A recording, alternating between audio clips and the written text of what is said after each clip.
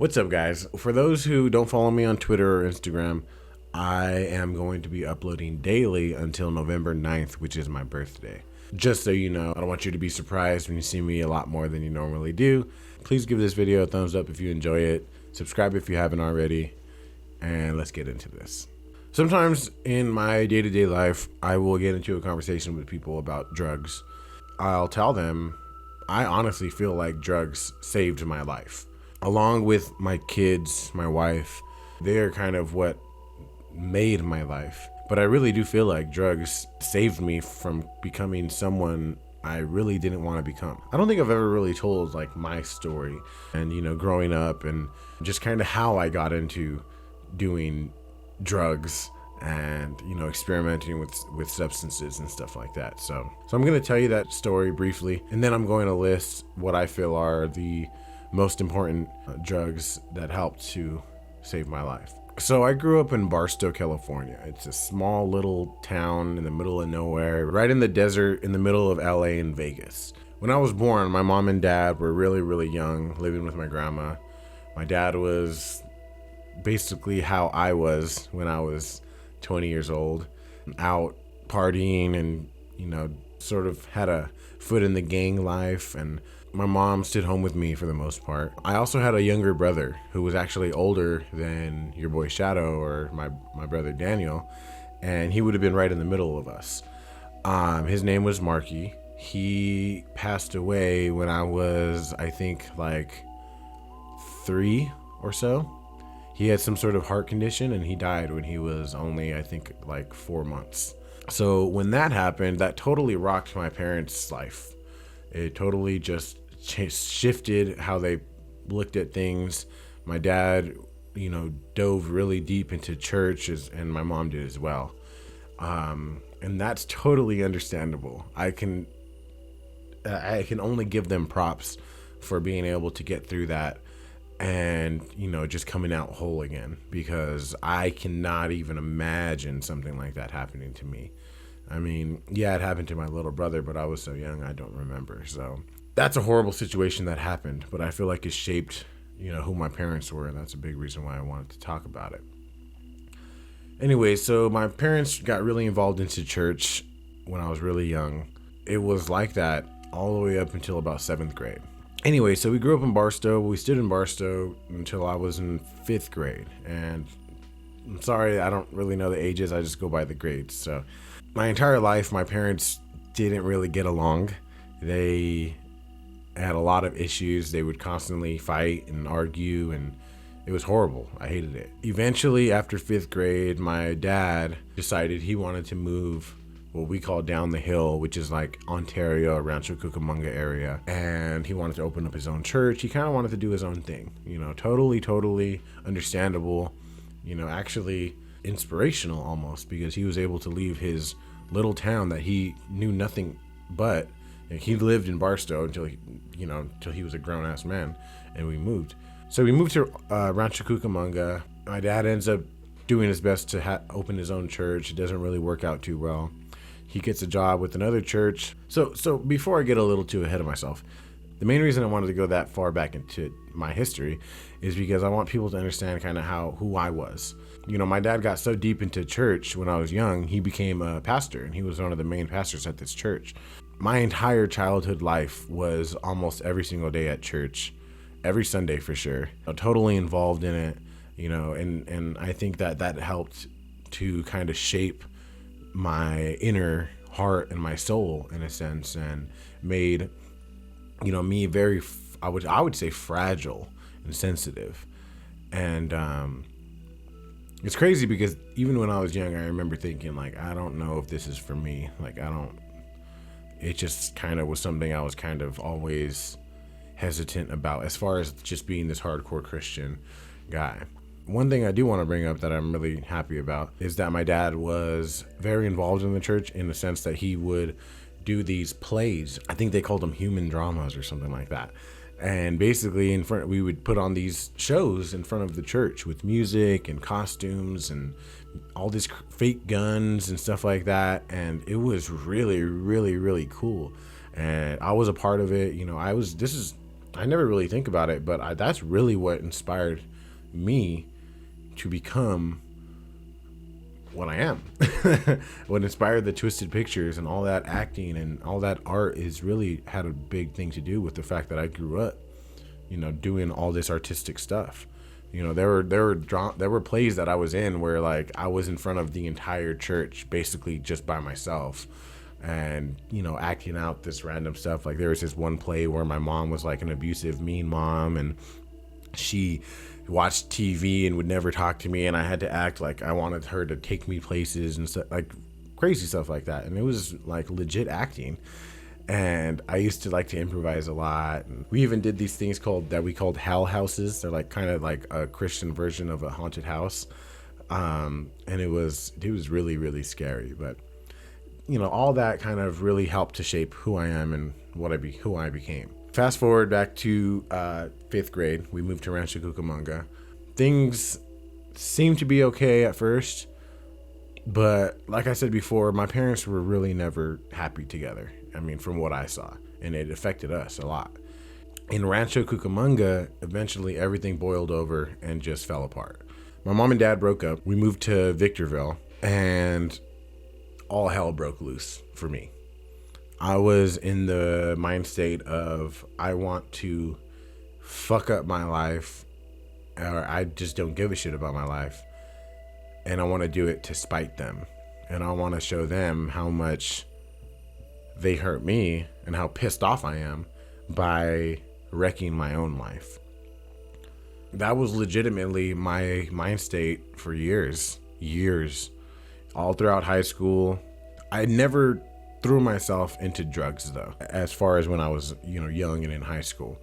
That wasn't the way that I was kind of trying to mess up my life. Whether that's just how I was groomed or, for whatever reason, I never got into drugs or alcohol. I didn't even smoke weed or drink until I was almost 18. The way I tried to ruin my life was by totally not giving a shit about school. I legitimately didn't spend longer than one semester in any high school. I was constantly getting expelled, suspended for talking shit to teachers, for leaving school, walking around when I wasn't supposed to, for never doing my homework. I never did one sheet of homework throughout all of high school, except for towards the end. But I really just didn't give a shit. I fell in love with Monica, and that was all I cared about, was being with her and having sex. I bring all this up, and I know I'm kind of rambling a little bit, but I bring this up because I want you guys to understand how these drugs affected me and who I was and how it changed me to be who I am now. Because the guy in high school, you guys would not even recognize. You would unsubscribe right now, and as would I, because I was a piece of shit, and I had no care in the world for anything but myself. Honestly, I was very, very hateful, and I was very, very selfish. And I mean, I wish that I could go to my old MySpace bulletins and stuff like that, and you could read the type of guy that I was, because I was not a good person at all. Eventually, from me having to switch around school so much, I had to move down the hill back to Rancho Cucamonga with my dad. This is where I started to kind of open myself up to the rest of the world, and just grow up a little bit, maybe. I ended up getting a job at Wendy's when I was 17. I was doing a good job. I was really good. I was making a lot of money, not spending any of my money.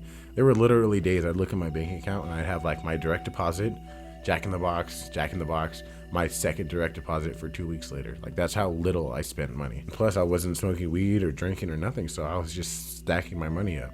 Eventually, a friend of mine, Chris, who I worked with at Wendy's, he had been trying to get me to smoke weed, and I was always like, no. And one day I was totally in just like an I don't give a fuck mood. He was like, come on, man, let's smoke this blunt right here. And actually, let me back that up. I did try to smoke weed one time. I tried.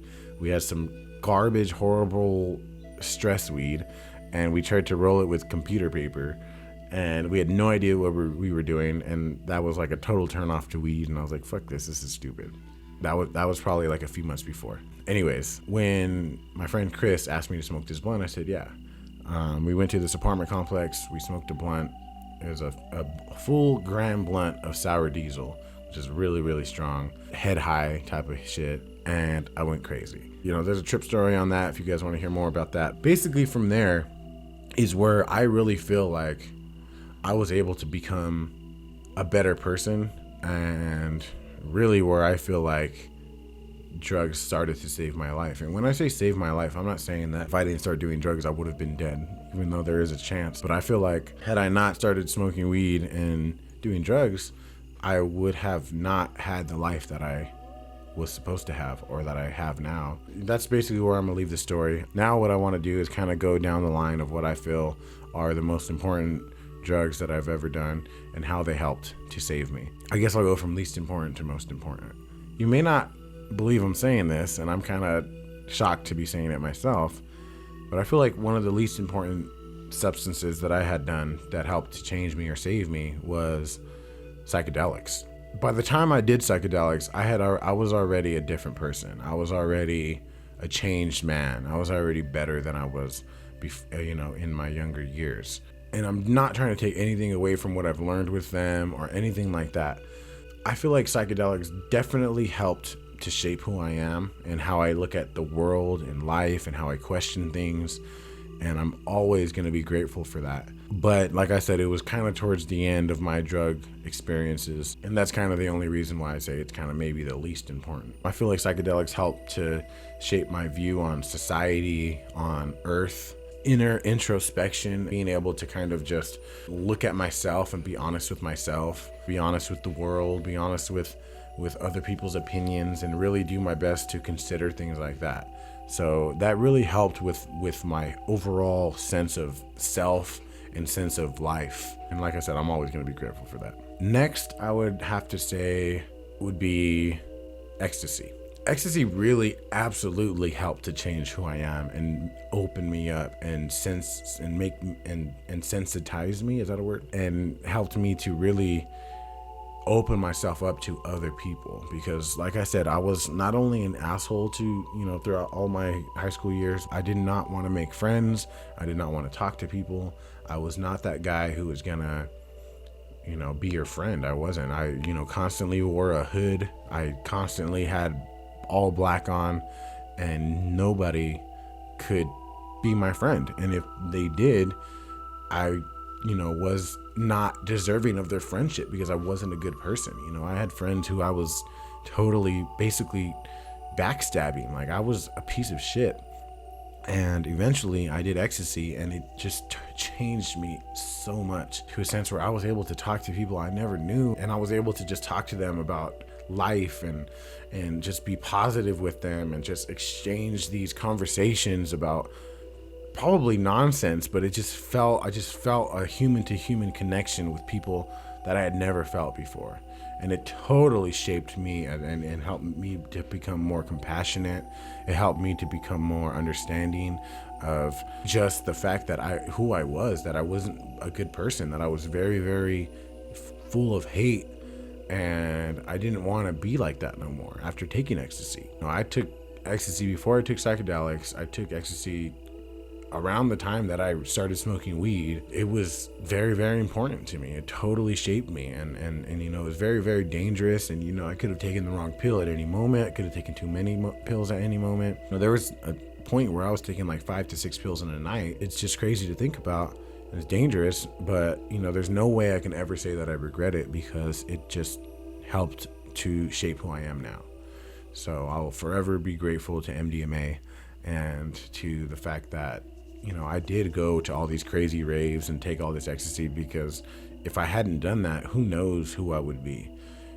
Sometimes I think about it, like maybe I would have never smoked or never done these drugs, and I'd be this crazy owning my own business type of guy, because I've always been really motivated and stuff. But I really don't know. I don't even want to know, because I hate who I was before all of this, and I'm just so happy with who I am now for the most part.